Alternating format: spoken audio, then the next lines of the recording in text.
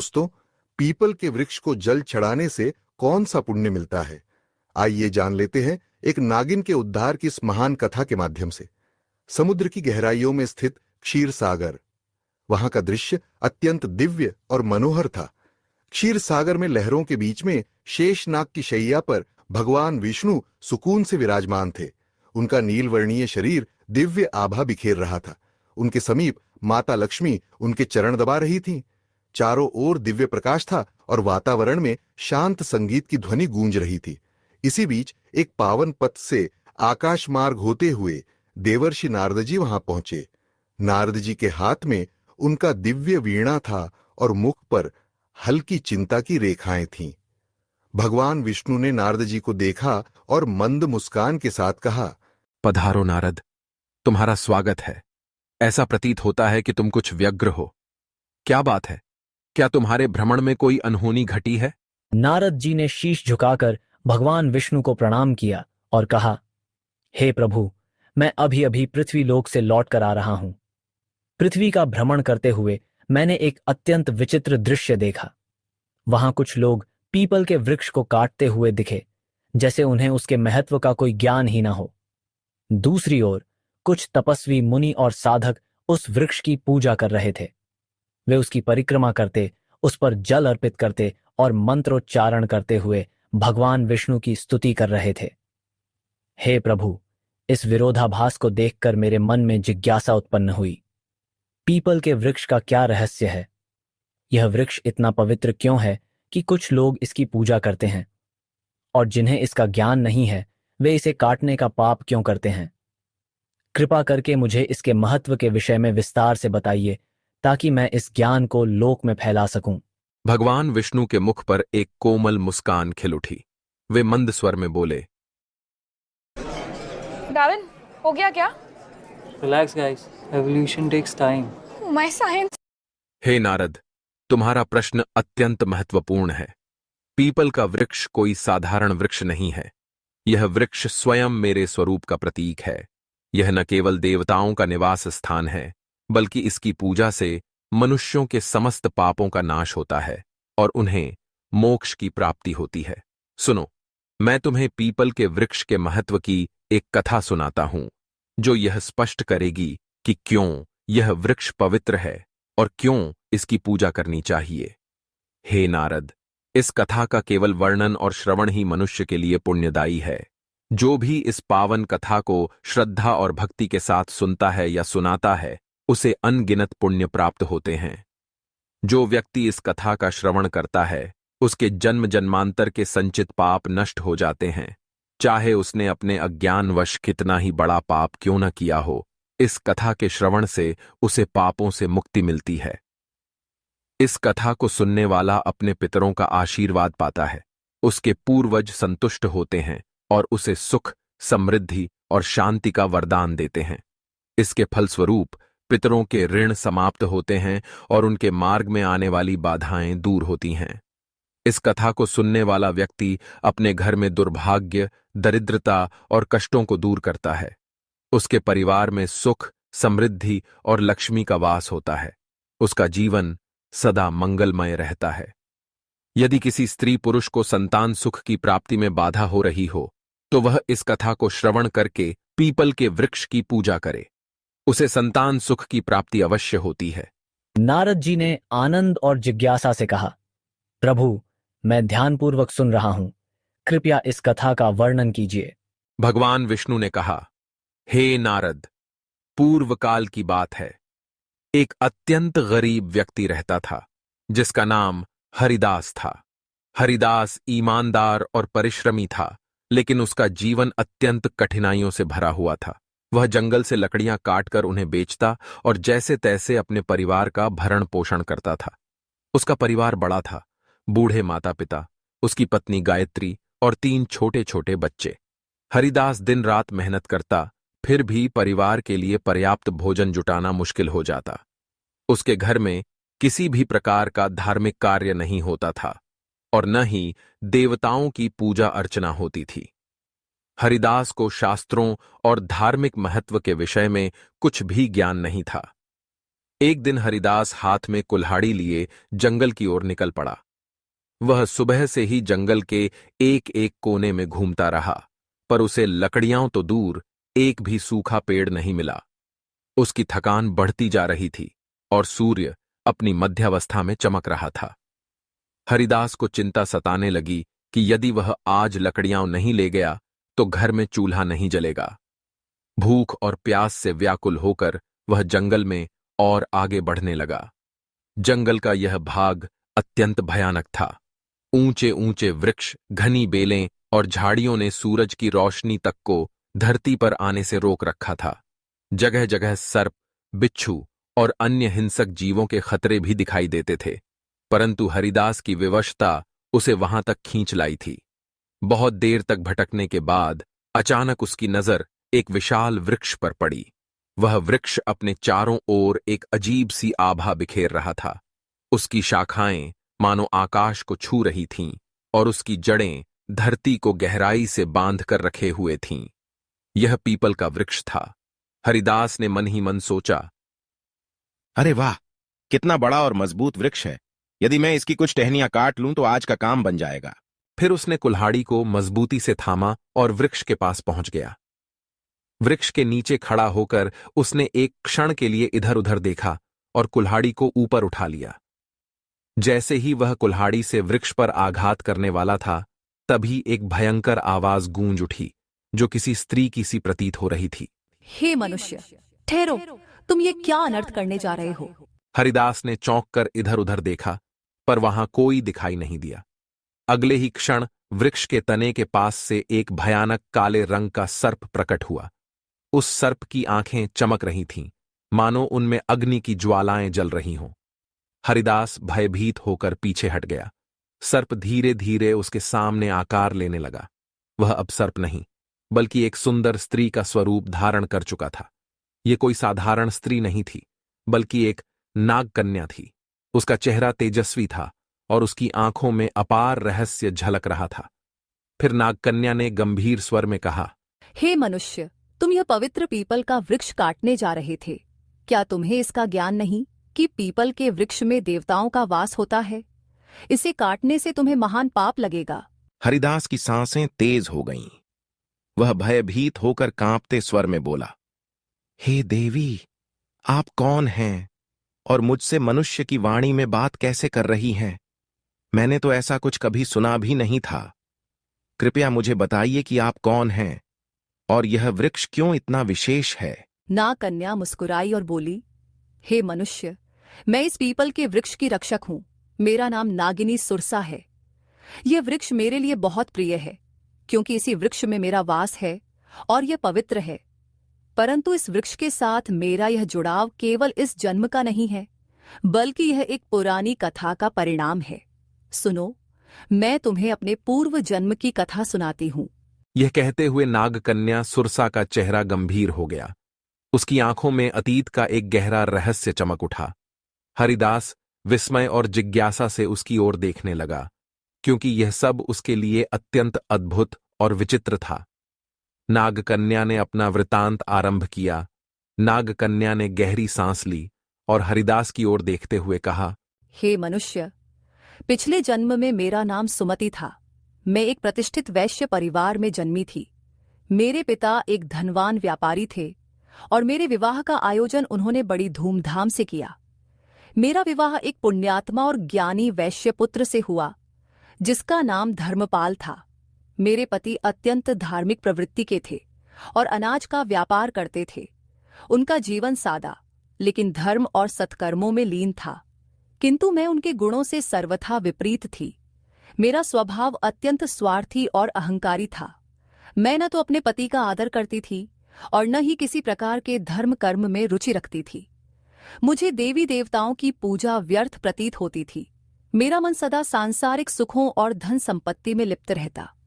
मेरे पति मुझे समझाते रहते कि हमें जीवन में पुण्य के कार्य करने चाहिए, देवताओं की पूजा करनी चाहिए, किंतु मैं उनकी बातों को हमेशा अनसुना कर देती। हमारे गांव के पास एक मुनि का आश्रम था। वह आश्रम शांत, पवित्र और प्रकृति की छांव में बसा हुआ था। वहां के वातावरण में एक अलौकिक शांति थी। मुनि ने अपने आश्रम के आंगन में एक छोटा सा पीपल का वृक्ष लगाया हुआ था। गांव के लोग वहां नियमित रूप से पूजा करने आते थे। वे पीपल के वृक्ष के चारों ओर दीप जलाते, जल चढ़ाते और उसकी परिक्रमा करते। उनका विश्वास था कि इस वृक्ष में भगवान विष्णु का वास है और उसकी पूजा करने से उनके पितर प्रसन्न होते हैं। लोगों की श्रद्धा और भक्ति से वह वृक्ष बहुत ही कम समय में विशाल हो गया। एक दिन की बात है, मैं उस आश्रम के पास से गुजर रही थी। वहां मैंने देखा कि एक ब्राह्मण अत्यंत श्रद्धा से उस पीपल वृक्ष की पूजा कर रहा था। वह वृक्ष के तले जल चढ़ा रहा था और मंत्रोच्चार कर रहा था।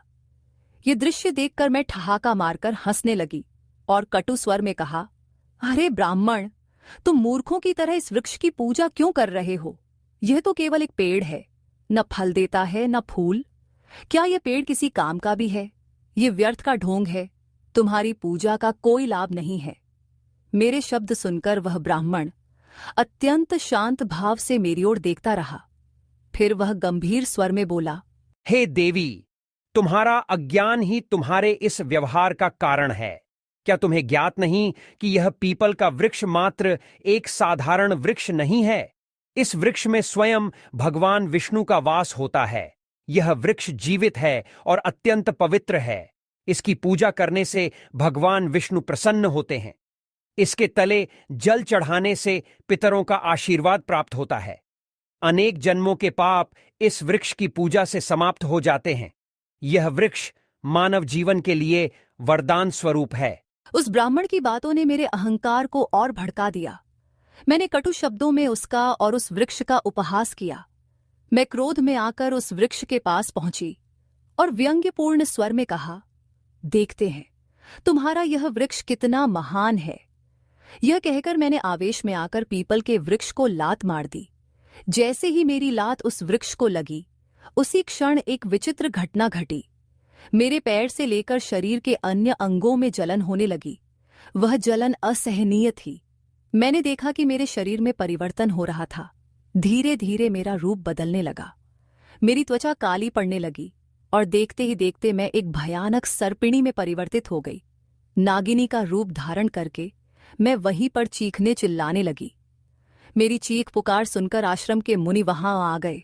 मैं उनके चरणों में गिर पड़ी और रोते हुए अपनी व्यथा सुनाई। मैंने उनसे विनती की कि मुझे इस श्राप से मुक्ति दिलाएं। मुनि गंभीर स्वर में बोले, हे स्त्री, तुमने घोर पाप किया है। पीपल के वृक्ष को अपवित्र करना और उसका अपमान करना भगवान विष्णु का अपमान है। तुम्हें तुम्हारे कर्मों का दंड मिला है। फिर मैंने कांपते हुए हाथ जोड़कर मुनि से प्रार्थना की, हे ऋषिवर, कृपया मुझे क्षमा करें और इस श्राप से मुक्ति का कोई उपाय बताएं। मैं अपने पापों के लिए पश्चाताप करना चाहती हूं। उस मुनि ने गंभीर स्वर में कहा, हे पापिनी, तुम्हें इस श्राप से मुक्त होने के लिए 100 वर्षों तक इस पीपल वृक्ष पर निवास करना होगा और इसकी रक्षा करनी होगी। जब 100 वर्ष पूर्ण हो जाएंगे, तब तुम्हारे पति यहाँ आएंगे और इस वृक्ष पर जल अर्पित करेंगे। उसी दिन तुम्हें इस श्राप से मुक्ति मिलेगी। इतना कहकर मुनि वहां से चले गए। तब से मैं इसी वृक्ष पर वास कर रही हूं। यह वृक्ष दिनों दिन बढ़ता गया और मैं दिन रात इसकी रक्षा करती हूं ताकि कोई इसे हानि न पहुंचा सके। आज मेरे 100 वर्ष पूरे हो चुके हैं। मैं प्रतीक्षा कर रही हूं कि मेरे पति धर्मपाल यहां आए और इस वृक्ष पर जल अर्पित करे, तभी मुझे इस सर्प योनि से मुक्ति मिलेगी।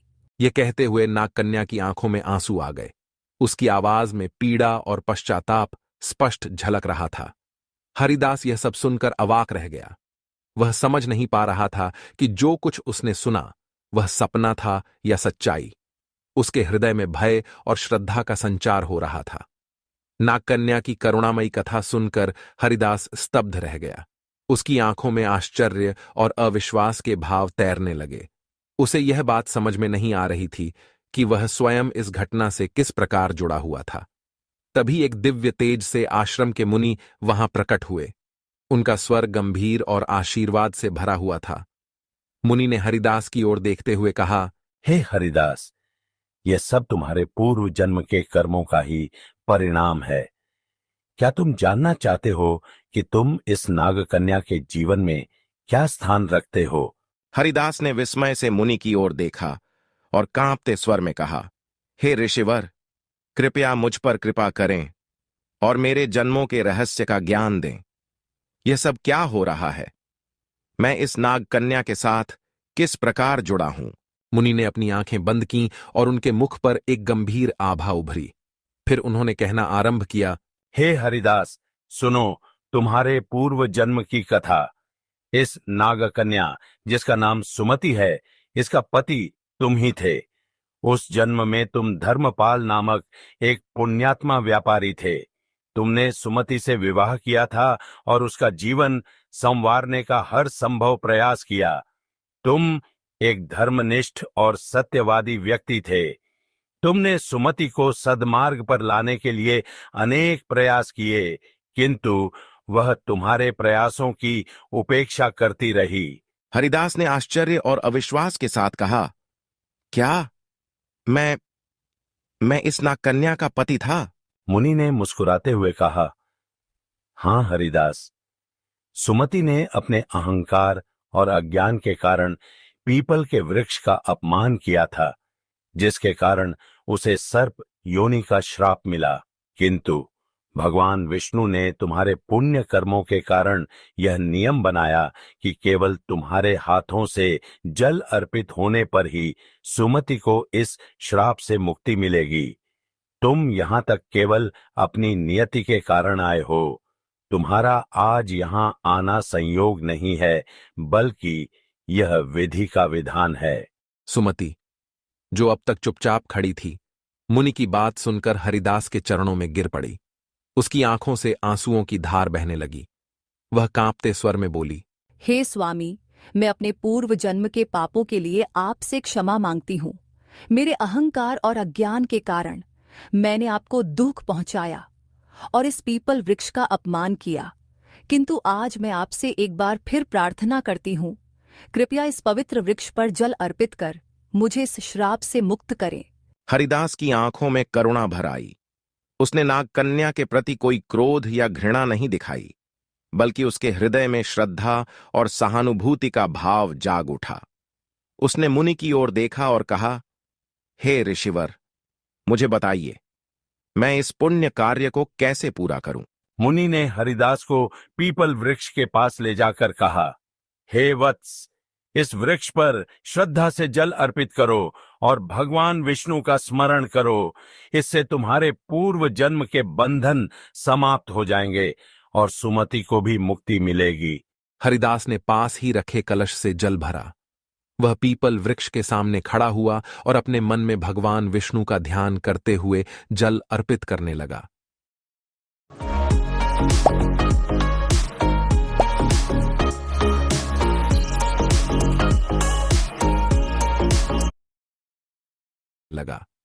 जैसे ही उसने जल की धार पीपल की जड़ों में चढ़ाई, एक अद्भुत घटना घटी।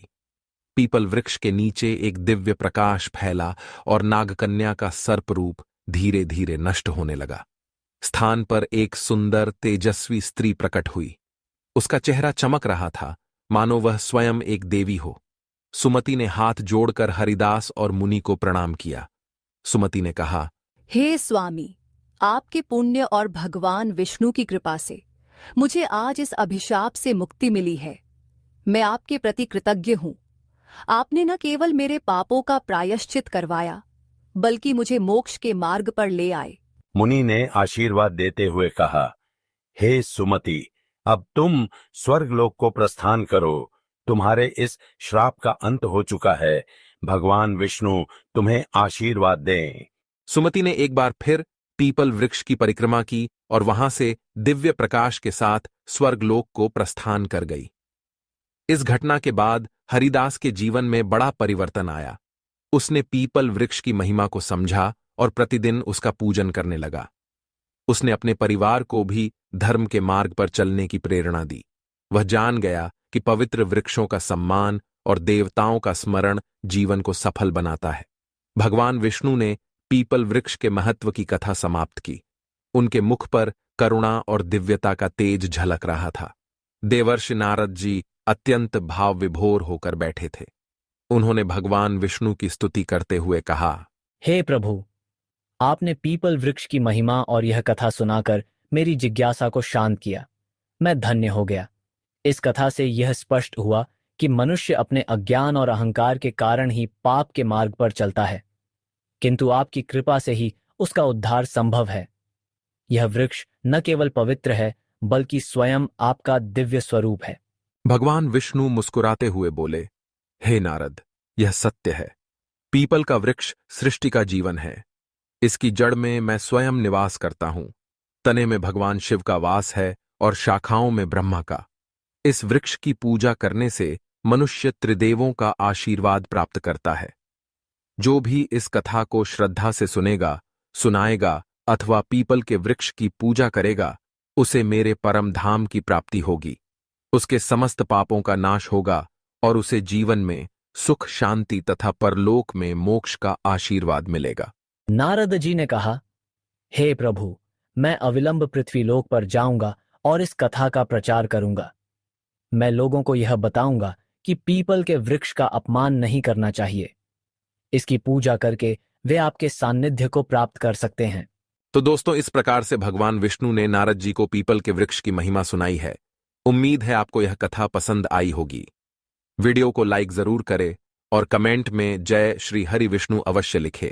साथ ही चैनल को सब्सक्राइब करें। आप सभी का धन्यवाद।